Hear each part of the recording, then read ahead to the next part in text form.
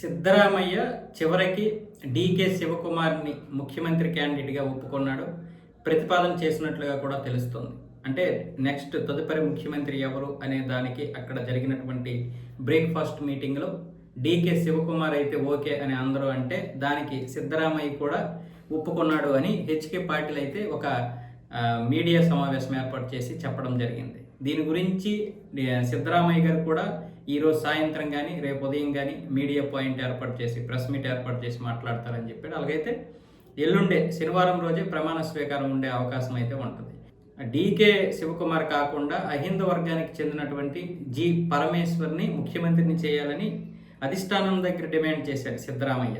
DK Shivakumar అయితే మళ్ళీ అతని మాట వింటాడో లేదో, పైగా వీళ్ళ వర్గానికి వాళ్ళ వర్గానికి పడడం లేదు కాబట్టి మొదటి నుంచి కూడా జి పరమేశ్వర్ని సీఎంని చేయాలని అనుకున్నాడు సిద్ధరామయ్య. అయితే అధిష్టానం అందుకు ఒప్పుకోదు కదా, పైగా అతన్ని కూడా రిక్వెస్ట్ చేసింది, రాజ్యసభ ఇస్తానని చెప్పింది. పైగా అధిష్టానం ఒకసారి అన్ని తర్వాత మారాల్సిందే ఏ విధంగా సరే. అధిష్టానం మెత్తగా ఉన్నా గట్టిగా ఉన్నా వాళ్ళకున్న కోపాలు వాళ్ళకు ఉంటాయి.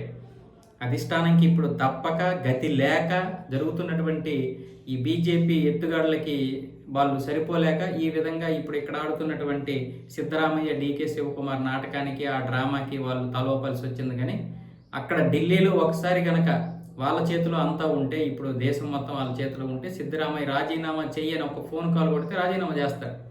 ఇంత రాద్ధాంతం ఉండదు.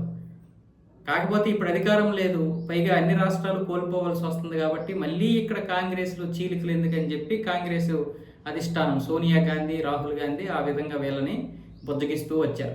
లేకపోతే వాళ్ళు బుద్ధగిస్తారా? కంటి చూపుతో శాసించినటువంటి పరిస్థితులు మనం చూసాం కదా. అందుకే వైఎస్ రాజశేఖర రెడ్డి గారు వాళ్ళ కంటి చూపుకి వినలేదని, వాళ్ళ చేతలకి భయపడలేదని తర్వాత జరిగిన పరిణామాలు కూడా మనం చూసాం.